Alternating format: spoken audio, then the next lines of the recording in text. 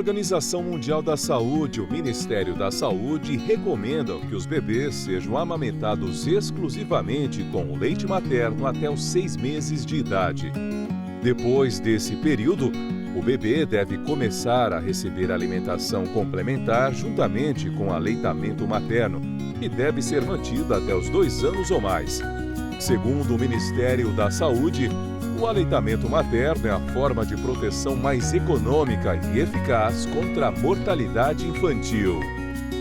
Olá, eu sou Ana Lúcia Schiapati e este é o Rede Vida Serviço, que toda semana vai receber um convidado para tratar de assuntos diversos com muita informação. É um prazer estar com você aqui nesta estreia. O papo de hoje é sobre amamentação, momento que pode despertar várias dúvidas nas mulheres.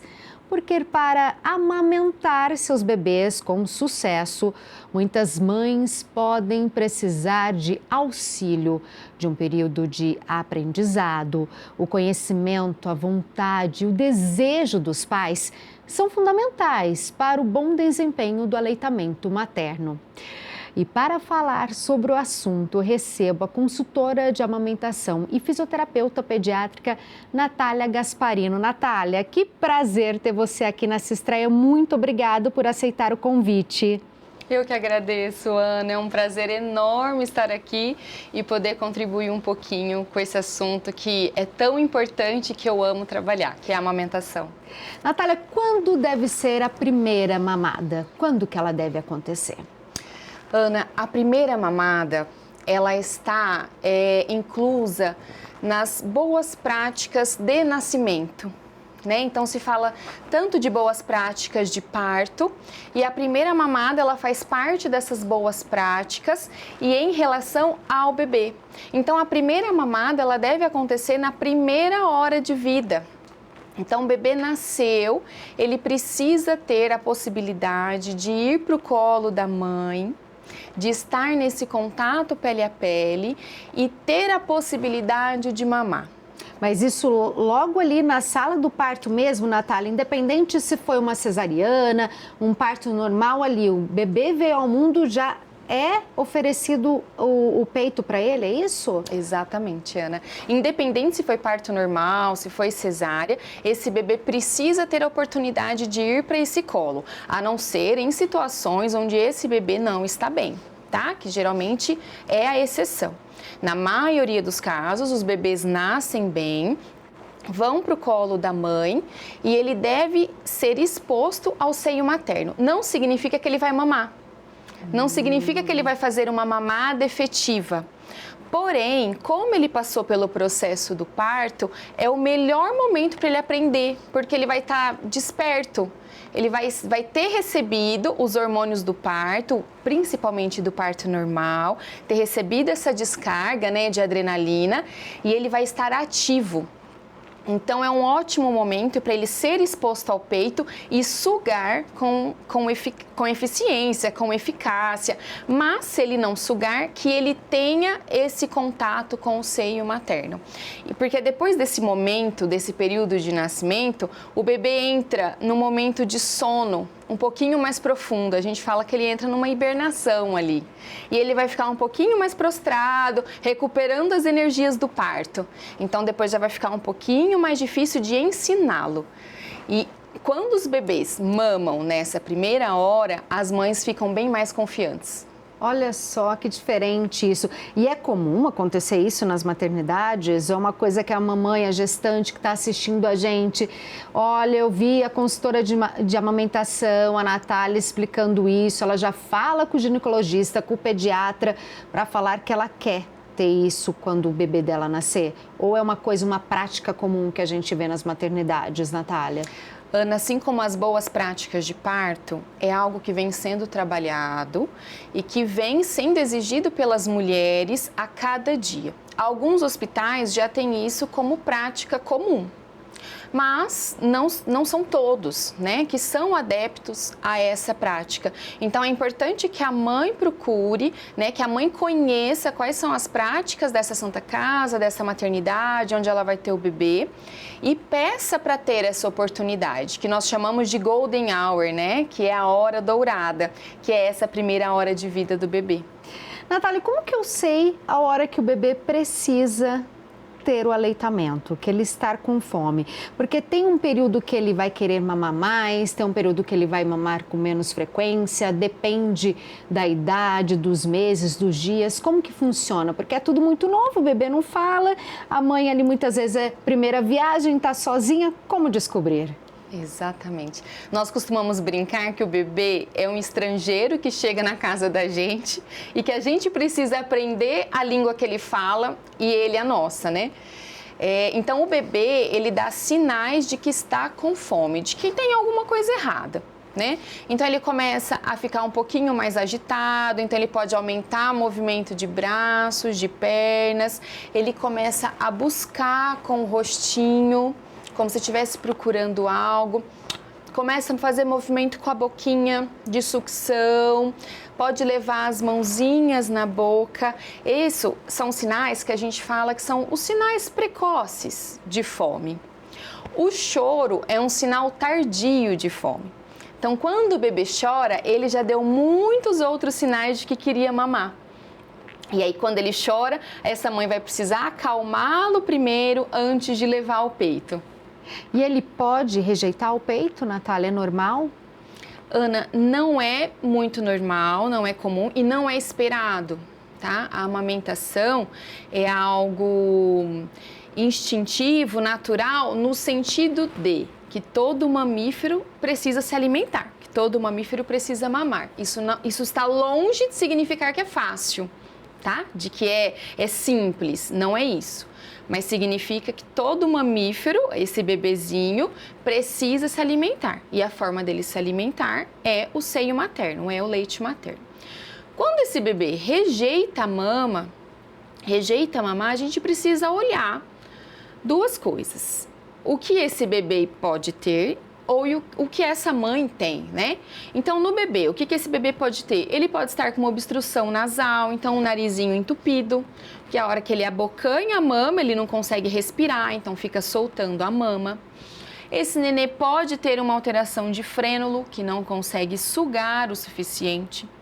Esse nenê pode estar com dor, pode ter dor abdominal, cólica, refluxo, alguma questão física que causa esse desconforto. Nenês maiorzinhos pode ter dorzinha do nascimento dos dentes e rejeitar essa mama. E na mãe, nós podemos, assim, pode ser o formato da mama, o formato do bico, alguma alimentação que mudou, início de atividade física, muda o sabor do leite, pode levar a uma recusa do leite materno. Olha só, interfere, a atividade física muda o sabor do leite. Muda o sabor do leite. Se ela entra com alguma medicação, pode mudar o sabor do leite, então isso interfere também.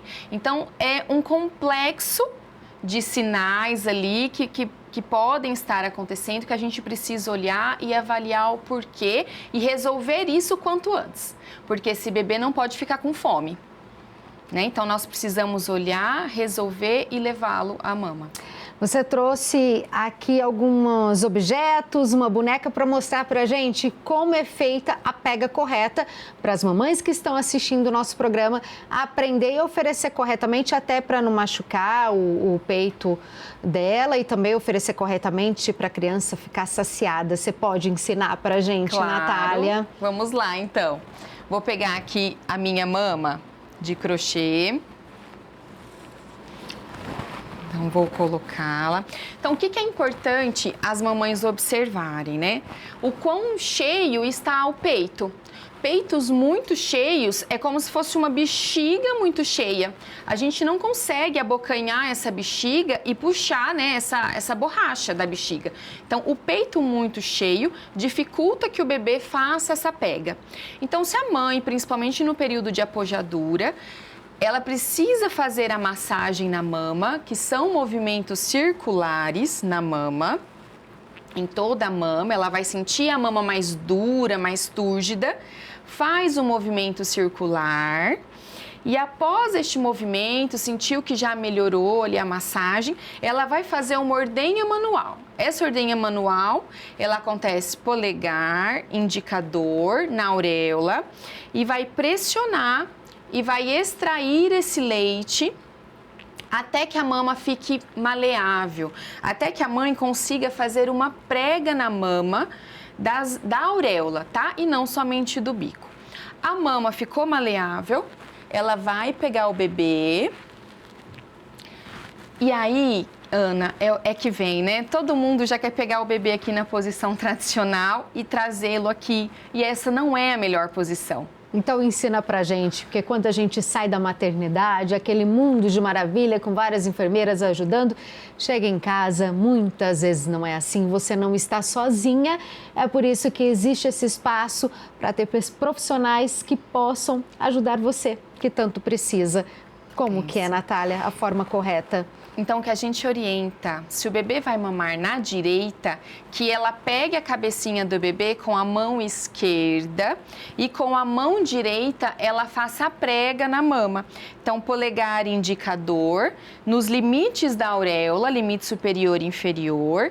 Com a mão esquerda, ela vai mobilizar a cabecinha do bebê, então jamais deixar o bebê vir pegar a mama. E aí, o bebê ele tem um reflexo que quando a gente passa algo perto da boca, o nenê abre a boca, que é o que a gente quer, que ele abra um bocão e pegue grande parte da auréola. Então, a mamãe vai pegar, vai passar entre o nariz e a boca do bebê, automaticamente ele vai abrir a boca e a mamãe vai introduzir a mama na boquinha do bebê. Então, ele abriu o bocão, coloca grande parte de tecido na boca. Sentiu que o bebê pegou, ficou ali, aí ela pode trocar de braço. Tem que alternar as mamas a cada mamada? Não necessariamente, Ana. Alternar as mamas na mamada é uma estratégia que a gente usa. Então, assim, em relação a nutrientes, a quantidade que o bebê precisa ingerir, se ele mamar bem uma mama, se ele esvaziar bem uma mama, ele não precisa mudar de mama. Ela não precisa alternar na mesma mamada. Porém, se é um bebê prematuro, ou primeira semana de vida, onde ele começa a mamar e dorme, onde ele precisa ganhar peso, aí a gente recomenda.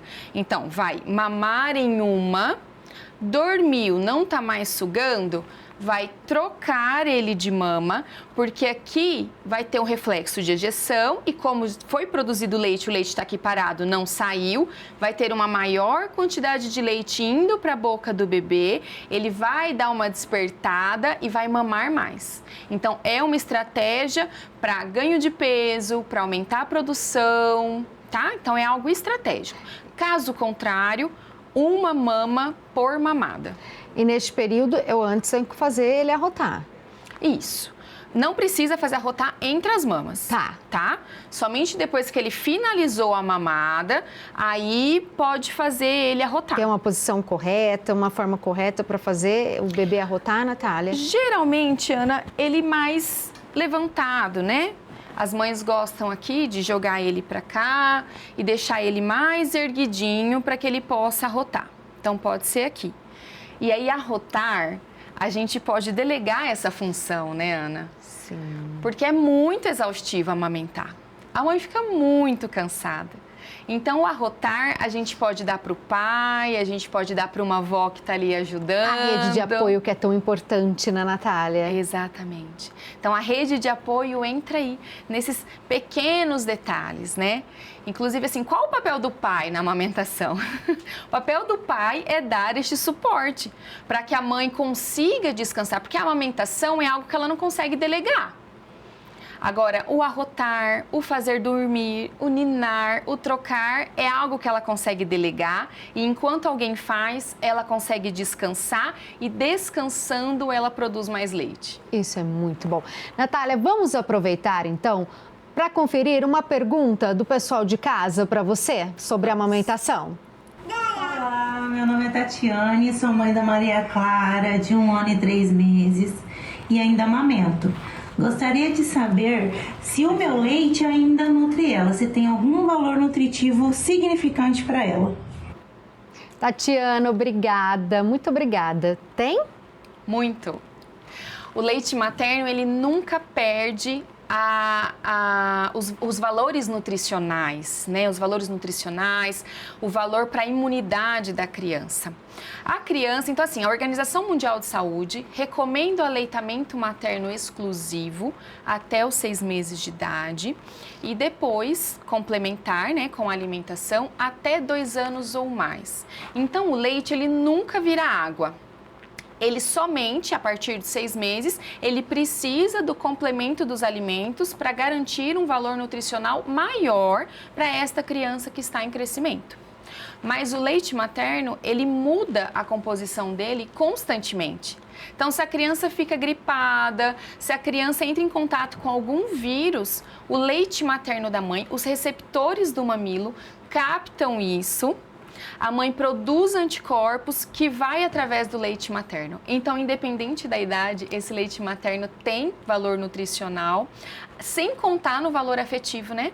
Segurança emocional, esse amparo emocional que a mãe dá para a criança enquanto ela amamenta, seja recém-nascido, seja 1 ano ou 2 anos. Então, Tatiane, pode continuar amamentando a Maria Clara.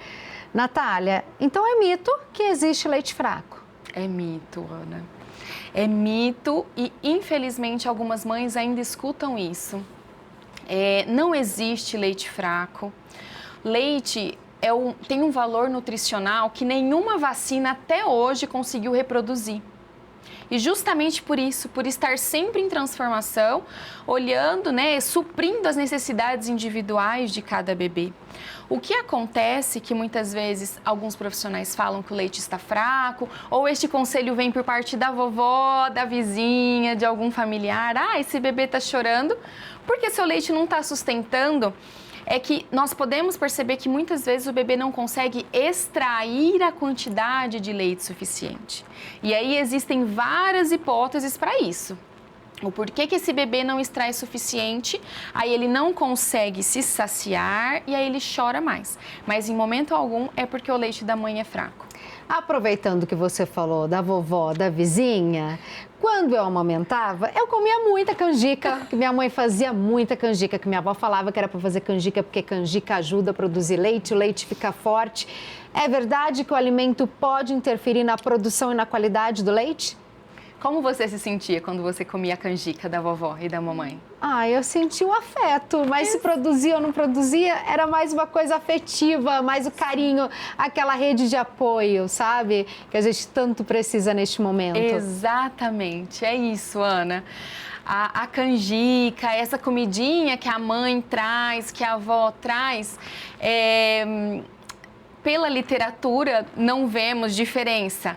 Mas nós sabemos que o pós-parto, ele tem uma sobrecarga emocional enorme para a mulher. E a mulher, por vezes, tem uma descarga de cortisol, estresse gigantesca. E o cortisol, ele inibe a produção do leite. Então, essa mulher precisa baixar cortisol para que entre prolactina, ocitocina na corrente sanguínea e produza esse leite. Quando ela come essa comida de alto valor afetivo, ela consegue relaxar, ela consegue descansar e automaticamente ela produz mais leite. E para a mulher que o peito está rachado, o bico está rachado, ela está com dificuldade de amamentar, ela sente dor, tem alguma coisa para fazer? Porque também tem aquela, toma sol, passa casca de banana, passa bucha para ficar resistente. O que a gente pode fazer efetivamente? O que você aconselha essas mulheres, Natália? Procure ajuda. Procure ajuda. Não é normal sentir dor na amamentação. Não é normal o peito ficar rachado ali por dias e dias. E muitas das vezes procuram profissionais que façam laser e fica refazendo laser, faz laser e não melhora essa ferida. Então, isso não é normal. É importante buscar uma ajuda especializada de uma consultora de amamentação, de um pediatra pró-amamentação, que tem esse olhar mais cuidadoso. A fissura no peito se dá por inadequação da pega. Alteração de pega, alteração de postura, porque quando a mãe leva o bebê para a mama, este bebê precisa estar alinhado. Esse alinhamento é orelha, ombro, quadril, tudo na mesma direção. A mãe que vai amamentar é muita informação, principalmente o primeiro filho.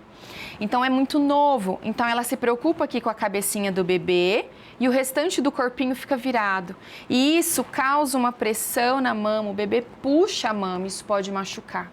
Então, alinhamento correto, o posicionamento da boquinha precisa estar correto nessa mama para que não machuque.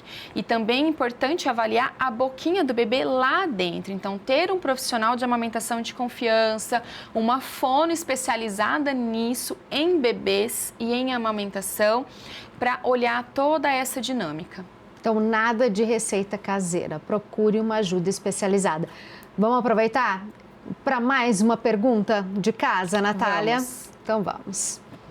Olá, eu sou a Paula, mãe da Alice de 4 anos, mãe do Thomas de 1 mês agora. E a minha dúvida sobre a amamentação é na parte de livre demanda. Qual o benefício que a criança hoje ganha com a mãe amamentando o seu bebê nessa livre demanda? Sempre na hora que o bebê, a gente percebe que o bebê quer um aconchego, não é só o alimentar, né? Qual é esse benefício? Quais são os benefícios que hoje a criança ganha quando a mãe tem essa disponibilidade da livre demanda? Muito obrigada, Paula. Ana, são muitos benefícios. Só que eu gostaria de lembrar que a livre demanda, ela é estabelecida pela mãe ou pelo bebê. Então, quando a gente fala em livre demanda, as pessoas acham que é somente o bebê requisitando o peito. E não, existem alguns casos, principalmente na primeira semana de vida do bebê, onde ele dorme por longas horas. É importante que essa livre demanda seja regulada pela mãe. Então, esse bebê não pode passar de 3 horas sem se alimentar, porque ele corre risco de fazer hipoglicemia. Então, é a mãe que controla e vai lá. Agora, quando é o bebê que requisita o peito, a livre demanda, ela ajuda na produção de leite. Então, o corpo vai produzir leite suficiente para esse bebê, do que ter horários rígidos de amamentação. Auxilia no ganho de peso. Auxilia no aconchego desse bebê, tanto da parte emocional, auxilia na formação de vínculo mãe e bebê, né? Porque ter horários rígidos, a mãe que fica, né? Não mamou agora, é só daqui 2 horas, é só daqui 1h30, esse bebê, ele entra numa crise de choro, a mãe não corresponde ao que ele espera, ao que ele deseja, e isso dificulta muito o vínculo. Então, a livre demanda, ela é extremamente importante, principalmente nesse primeiro tempo, né, onde o bebê vive exclusivamente do leite materno, né, que é os 6 meses. Quando o bebê passa ali dos 3 meses, a mãe já consegue ter uma previsibilidade de quando ele mama, ela já sabe um pouquinho de como que dá para espaçar. Mas antes disso, é o bebê, e se ele não pedir, é a mãe que leva ele ao peito. Recado dado, então, para Paula e para quem optou pela livre demanda. O mês de agosto é conhecido como Agosto Dourado, por simbolizar a luta pelo incentivo à amamentação. A cor dourada está relacionada ao padrão Mouro de qualidade do leite materno. Mas, Natália, nem todas as mamães conseguem amamentar. E aí? Como agir? Como fica esse psicológico dessa mamãe? E para a mamãe que não consegue amamentar, o que ela deve fazer? Ana, primeira coisa, é importante saber dos desejos dessa mulher. Muitas vezes a mulher não quer amamentar e tá tudo bem, né? A gente não tem que... A amamentação, ela não deve ser obrigatória. Mas quando essa mulher tem o desejo, é importante que ela busque ajuda desde a gestação e após o parto. Se ela fez de tudo, buscou profissionais e por algum motivo essa amamentação não pôde prosseguir, é importante ela lembrar que qualquer leite materno, qualquer gota de leite materno é melhor do que nenhuma gota de leite materno. Então, se ela amamentou por 1 semana, 1 mês, É isso. E cada dupla mãe-bebê tem sua história. E é importantíssimo que nós respeitemos isso, né? A individualidade de cada uma. E se por algum motivo, algumas têm cirurgias mamárias, né? Ou algum outro motivo de saúde que inviabilize a amamentação em qualquer momento, que ela fique tranquila, né? E que quando ela for dar a mamadeira, que ela dê a mamadeira olhando nos olhos do bebê. Então, faça esse contato visual sempre que for dar a mamadeira, para que não seja um ato simplesmente mecânico. E isso vai auxiliar na formação do vínculo. Que lindo, isso mesmo, que importa esse vínculo, é esse afeto. E a gente tem mais uma pergunta lá de casa, vamos assistir? Meu nome é Rayane, eu sou mãe do Bernardo de 6 meses. Eu gostaria de saber se com o início da introdução alimentar, eu já posso realizar o desmame noturno do meu bebê. E aí, pode? Ainda não. Né? O desmame noturno, a gente aconselha que ele seja um dos últimos a desmamar. Né? A criança, no período da noite, ela ainda demora para amadurecer esse ciclo de sono, para voltar a dormir sozinha. Então, é importante que a mãe olhe com carinho nessa fase e vá deixando o desmame noturno. Quando ela sentir que é o momento, que essa criança já tem autonomia de sono, aí tudo bem. Mas com 6 meses, onde começou a introdução alimentar, que é algo extremamente novo para o bebê, então ele já está com um super desafio. Eu recomendo que não tente mais nada nesse momento, até que essa alimentação se estabeleça e ele passe por esse processo e adquira essa nova habilidade com tranquilidade. Estabelecida a alimentação, aí ela pode pensar, não sei como é que é a rotina dela, se ela já voltou ao trabalho, né? Mas principalmente se ela voltou ao trabalho, essa fase é um período que ela fica longe de casa durante o dia, só volta à noite. O bebê vai querer compensar o TT dele à noite. E aí, se ela faz o desmame noturno, é muita informação para um bebê que já fica sem ela durante o dia, ficar sem ela à noite também. Então, eu aconselho esperar, estabelecer a alimentação para depois pensar em desmame. Rayane, espera mais um pouquinho porque passa tão rápido, assim como está passando o nosso programa, então eu te peço, Natália, deixa um recado para quem está assistindo a gente sobre a importância da amamentação, desse vínculo mãe e filho e desse alimento ouro tão poderoso. É isso aí. Não sofram sozinhas, não passem por dificuldades sozinhas. Busquem ajuda, busquem profissionais que possam lhe ajudar, que possam lhe incentivar e te ajudar a passar por essa fase da maneira mais tranquila possível. O puerpério é um momento de muitas alterações hormonais, emocionais na mãe, que por vezes acha que tem algo errado consigo mesma. Por isso, não passe por isso sozinha. Tenha sua rede de apoio, tenha profissionais que te apoiem e busque por isso. Ai, que lindo, muito obrigada. Parabéns pelo seu trabalho, obrigada por estar aqui, viu? Muito Ana, obrigada mesmo. Aprendemos que são vários os benefícios da amamentação, mas se por algum motivo você não conseguir, não se sinta mal. Os laços entre mãe e filho são eternos. Aproveite cada momento com seu filho. E olha, espalhe a novidade que temos um novo programa, o Rede Vida Serviço, que também fica disponível na internet no endereço que está aparecendo aqui na tela. Obrigada, até o próximo. Tchau, tchau!